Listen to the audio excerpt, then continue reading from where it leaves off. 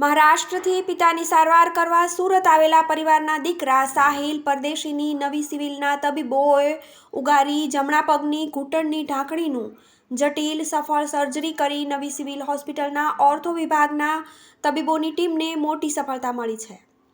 48 વર્ષીય પિતા Dnyaneshwar પરદેશીનું spine operation 15 દિવસ પછી થવાનું છે। પિતા પુત્રની લાખોની સારવાર નવી સિવિલમાં વિનામૂલ્યે કરવામાં આવી હતી। સિવિલના બિછાને પર સૂતેલા જ્ઞાનેશ્વર પરદેશીને નવી સિવિલ હોસ્પિટલમાં સફેદ કપડામાં ભગવાનના દર્શન થયા એમ જણાવતા એમણે કહ્યું હતું કે હું ગામમાં છૂટક ખેત મજૂરી કરી ઘરનું ગુજરાન ચલાવું છું। પરિવારમાં 3 દીકરા અને પત્ની સાથે રહીએ છીએ। પેટે પાટા બાંધીને પણ દીકરાને ભણાવીએ છીએ। હું ઝાડ પરથી પડી ગયો હતો। કમર અને હાથના કાંડાના હાડકામાં ગંભીર રીતે વાગ્યું હતું। કમરની બીમારી સાથે દીકરાના ઘૂંટણની તકલીફ જોઈ શકાતી ન હતી, પણ કરીએ તો કરીએ શું? એવામાં ગામના પૂર્વ સરપંચ અને સામાજિક સેવા સાથે સંકળાયેલ ભાવિની રામચંદ્ર પાટીલે સારવાર માટે સુરતની સિવિલનો માર્ગ બતાવ્યો। વિશ્વાસ સાથે કહ્યું હતું કે અહીંયા તમને તમામ પ્રકારની સારવાર મળી રહેશે। તમે સાવ સાજા થઈને ઘરે આવશો। મૂળ મહારાષ્ટ્રના જલગાંવ જિલ્લાના મોહાડી ગામના જ્ઞાનેશ્વરભાઈએ કહ્યું હતું કે 3 દીકરામાં સાહિલ સૌથી નાનો દીકરો છે અને 14 વર્ષનો સાહિલ 8મા ધોરણમાં ભણે છે। 2 વર્ષ પહેલાં પડી જવાથી ઘૂંટણની ઢાંકણીમાં ગંભીર રીતે વાગ્યું હતું। ઢાંકણી પાછળના ભાગે ખસી ગઈ હતી અને જમણા પગનો સાંધો ખરાબ થઈ ગયો હોવાથી સાહિલ ચાલી શકતો ન હતો।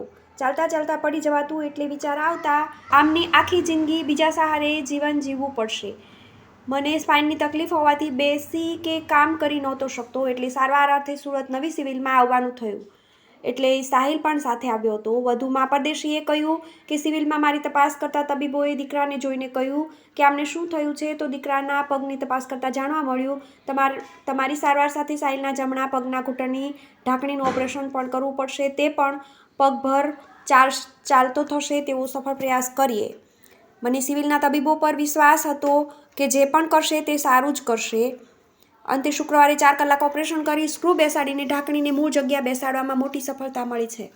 મારા પરિવારના આધાર આ નવી સિવિલના તબીબો બન્યા છે। મારું પણ 15 દિવસ પછી સ્પાઇનનું ઓપરેશન થવાનું છે। નોંધનીય છે કે સાહિલને રમતા રમતા 2 વર્ષ પહેલાં જમણા પગના ઘૂંટણમાં વાગ્યું હતું।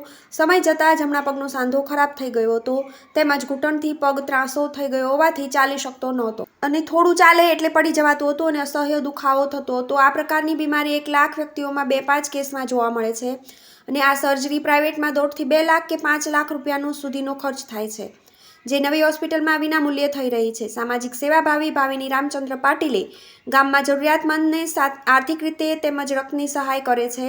આ સાથે કેન્સરના દર્દીઓની સેવા પણ કરે છે। નવી સિવિલ સાથે સંકલનમાં રહીને દર્દીઓને મદદરૂપ થાય છે। Reporter વિશા Arvind Rathod, GTV news, Surat.